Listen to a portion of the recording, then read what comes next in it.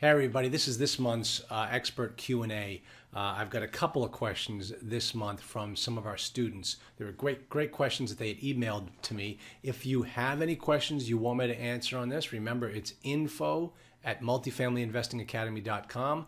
Send over your question. I typically respond right back to you and give you the answer that you're looking for. And then if it's such a great question, I will save it and I will put it on the recording so that way everybody gets to hear it. So, because for those people who are in the Masterclass Elite and you get those live group coaching calls with me, if you don't have the Elite program or if you need to get a hold of me any other time throughout the course of the month, send me an email with a question. I'll typically answer it right away, and then I will, if it's a good one, I'll put it on the video. So, my whole point here is to help you get across that finish line as fast as you possibly can. That's the goal. So if I can do anything I can to help, more power to all of us. All right, first question came from a client out in Washington. Now, this particular client had heard me give my elevator speech, which just so happens to be almost the theme of this month's videos.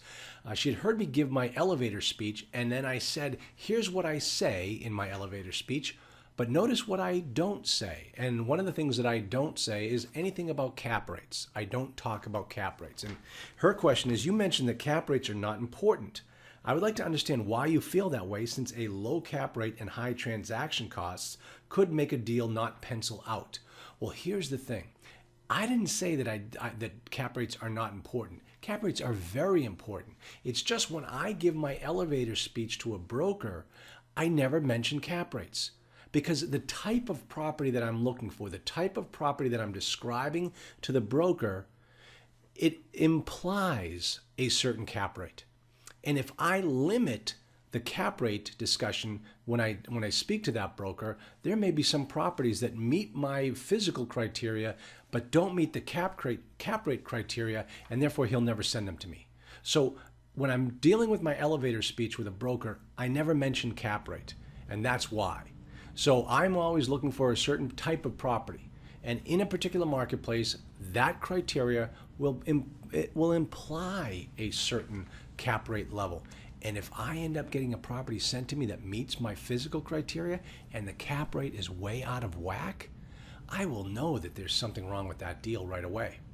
But if I say I'm only looking for this type of cap rate and therefore one is way out of whack, and I'll never even get a chance to see it, and I don't want that to happen. I want to take a look at any property that meets my physical criteria. So that was the answer regarding the question about why I never discuss cap rates in my elevator speech to the brokers. So that's the first question in the expert Q&A. Now let's talk about the next question. This comes from a student. He says, do you have a list that shows everything you look at and look for when purchasing apartments, like a checklist, COs, certificate of occupancies, insurance, payroll, expenses, repairs, etc.? Now, I had a little trouble understanding exactly what he was looking for because that's such a broad checklist. It covers everything. Now just think about it. I have a checklist for the first checklist that goes out when we're looking at a particular deal is what I call the Schedule 1,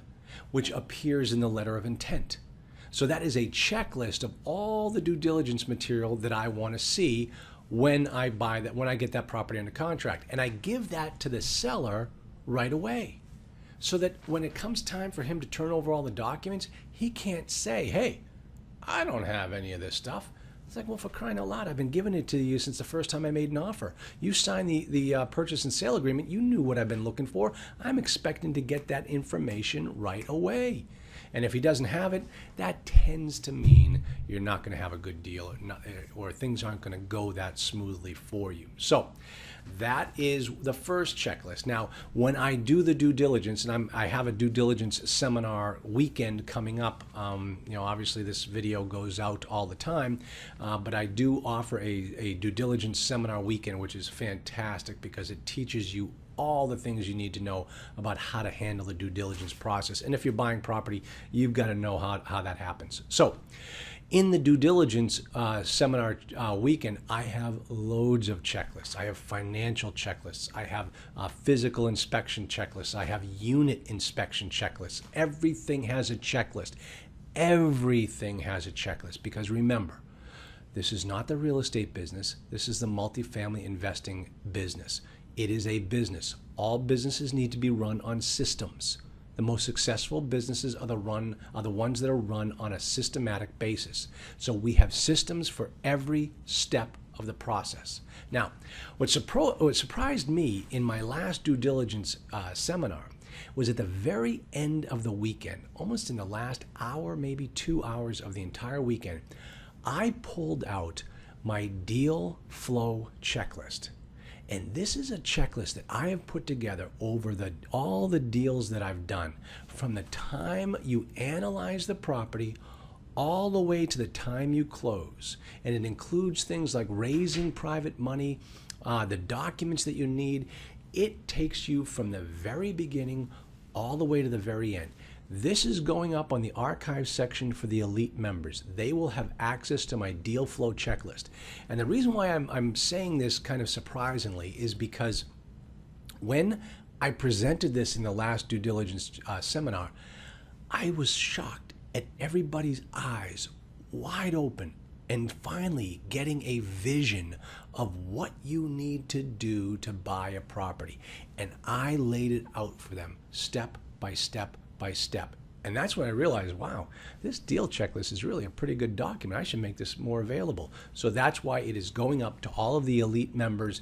They will have access to this. It'll teach you so much just by looking at the steps. If you're weak in any particular area, hey, send me an email. Let's talk about it, and let's get it on the next call. So hopefully this expert Q&A has been helpful to you. As I said before, if you have any questions, shoot them on over to the to info@Multifamily Investing Academy. I tend to respond right away to those types of emails. I'll give you the answer, and then if it's a good one, I will put it on this call, and everybody gets to see it. So remember, folks, if you're not making offers, this is nothing more than a very expensive hobby. Make offers. Let me know how I can help, and I'll see you next week. Thanks.